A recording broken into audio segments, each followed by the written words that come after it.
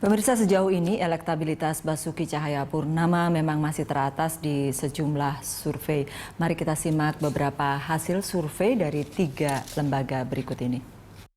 Ada dari Populi Center yang survei di tanggal 15 sampai 21 April yaitu 50,8. Kemudian dari Carta Politika 15 sampai 20 Maret 2016 ada 44,5% elektabilitas dari Ahok, dan dari CSIS ya Mas Philip ada 43,25% pada 5 sampai 10 Januari. Ini memang luar biasa ya. Pilkada serentak, tapi Jakarta sudah mulai persaingan sejak awal tahun. Ya, Jakarta kan memang barometer politik ya.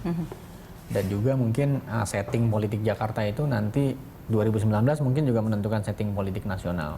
Sehingga ya wajar kalau partai politik itu menganggap ibu kota itu ya tempat yang harus dimenangkan. Ini seksi banget gitu ya. Seksi banget gitu. Dan secara resources juga Jakarta paling besar.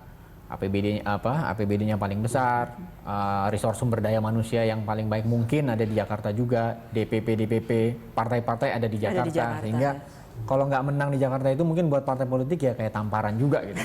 Kok di ibu kota nggak menang gitu. Makanya dan yang paling lebih buruk lagi kalau menang, kalau kalah dari calon independen gitu ya.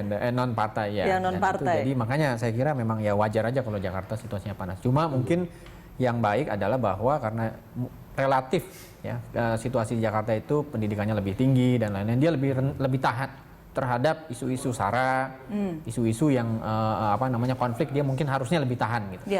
Dan itu mungkin bisa menjadi contoh bagi daerah lain. Bagaimana di Jakarta sedemikian kontestasinya sedemikian keras, tapi dia tidak, mestinya kita harap tidak berujung pada konflik gitu. Kalau sampai Jakarta konflik, apa jadinya dengan daerah lain? Pemilihnya lebih rasional, itu yang mestinya. Ya, faktanya adalah bahwa masyarakat Jakarta memang masyarakat yang terbuka, yang sudah kosmopolit. Jadi hampir hal-hal yang bersifat sektarian itu mungkin sudah jauh berkurang. Bukan berarti orang tidak punya ini ideologi kelompok tetap hidup. Tetapi itu kalau kita amati di lapangan, kalau kita jalan, kelihatannya orang lebih pragmatis sekarang ini. Kan mereka menghadapi Jakarta dengan segala kesulitannya. Kalau ada yang bisa mengatasi kesulitan itu, kenapa tidak? Ketika mereka menghadapi di Jakarta tidak ada titik terang lebih baik ke depan, entah lalu lintasnya, entah banjirnya, entah ekonominya. Ketika ada orang yang bisa memberi janji itu, kenapa tidak? Kira-kira begitu. Dan itu kemudian mengatasi ideologi-ideologi sektarian. Bukan berarti tidak ada sama sekali. Kalau lihat angka tadi itu masih 50% atau 50%, itu masih berarti ada 50% lain yang masih ada di seberang sana. Dalam pengertian bisa karena terikat oleh ideologi partai, bisa juga karena abstain, atau bisa juga karena hal-hal lain. Kan itu bisa jadi. Masih banyak sebetulnya. Masih banyak kemungkinannya. Pak Mardhani, kalau Pak partai Mardhani politik masih ada kans, masih optimis gitu. Tapi kalau lihat survei, sudah lakukan survei belum sih PKS? Sudah. Kita dan juga punya. Hasilnya adalah more or less lah, tetapi mirip. Begini. Tingkat dukungannya hampir setara dengan tingkat penolakannya. Di beberapa tempat, itu kansnya, kasus kayak gini kalah incumbent. Di Sambas, kasus 2015 kemarin. Jadi maksudnya bukan cuma Pak Ahok, siapapun tidak ada yang nyaman. Publik makin cerdas. Jadi memang kontestasi yang kita harapkan kontestasi yang berkualitas, meningkatkan demokrasi kita move forward. Jadi sekarang tinggal memilih calon yang sesuai harapan publik, sehingga imbang begitu. Sesuai harapan publik, dan untuk itu kami betul-betul bekerja bagaimana mendengar suara publik. Sampai sekarang belum dapat nih tampaknya. Sudah mulai mengerucut. Tapi kan nanti kita sedang buat momentumnya.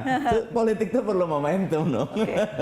Tapi belum, apakah nama-nama yang sudah beredar di survei atau tidak? Ya, kami selalu mengatakan kepada siapapun, ya jangan tiba-tiba kita dukung. Ya, berbuatlah dulu buat publik.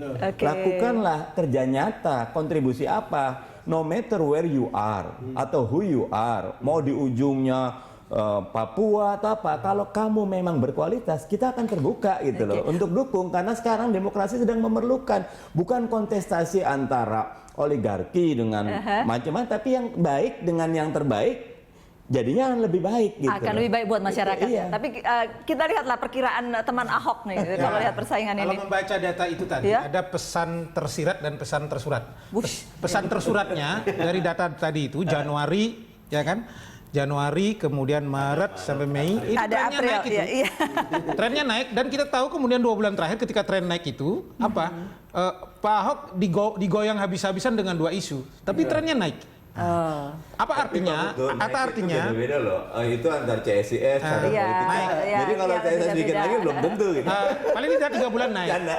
Pesan tersiratnya adalah apa? Ini membangun satu keyakinan kami di kalangan kawan-kawan jaringan relawan teman Ahok bahwa kita sudah benar pada posisi sekarang untuk bergerak membangun jaringan sedemikian rupa melawan oligarki partai. Gitu. Pernah terpikir lawan. nggak kira-kira saingan Harus terdekatnya lawan. siapa? Kenapa? Pernah terpikir nggak akan muncul saingan baru? Ya referensi nama yang sudah beredar sekarang. Nggak Saya mungkin kira lain-lain tidak, gitu ya? Tidak mungkin lain-lain karena teman-teman partai juga pilihannya di situ pasti gitu. Yakin? Tidak mungkin. Iya, karena teman-teman partai kan yang mereka fit and proper test itu kan memang itu juga. Dari situ ke situ, Belum ya. ada nama yang ada di luar itu gitu. Tapi memang menarik kalau lihat seperti itu, kadang-kadang aduh kayak gimana nanti DKI ya kalau lihat persaingan kayak begini.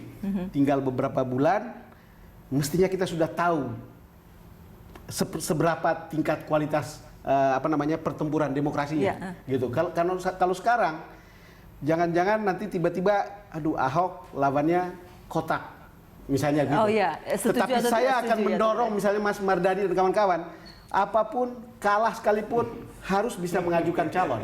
Yap. Itu harus bisa mengajukan calon karena kalau tidak juga menurut saya tidak bertanggung jawab. Masa partai politik tidak mengajukan calon? Kita hampir sampai di bagian akhir. Bagaimana kemudian kemungkinannya DKI closing statementnya, Mas Vermonte? Saya kira pada ujungnya masyarakat akan melihat bukan di sisi politiknya, tapi sisi apakah public service delivery sudah membaik, birokrasi lebih membaik, lebih transparan, fasilitas di kota lebih membaik dan lain-lain. Itu saya kira masyarakat kota besar hari ini melihatnya itu dari kualitas seorang pemimpin.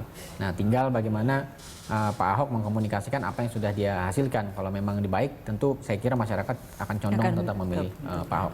Tantangannya buat yang lain adalah mencari calon yang bisa memperlihatkan bahwa mereka telah melakukan public service delivery yang baik juga.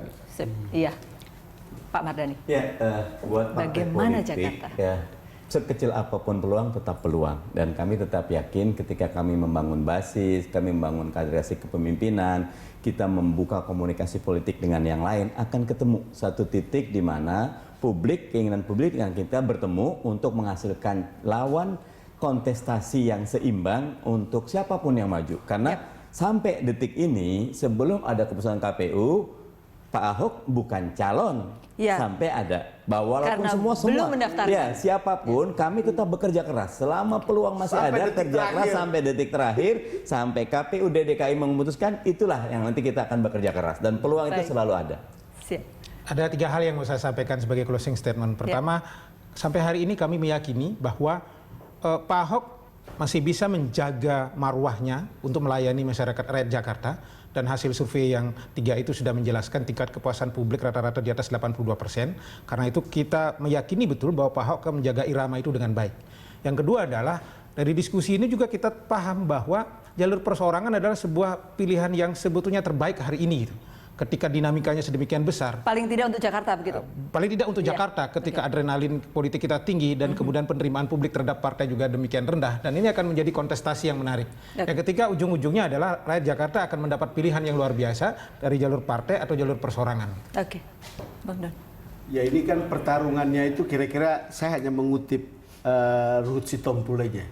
Ini pertarungan antara siapa yang baru mau memberi janji dan siapa yang sudah memberi bukti.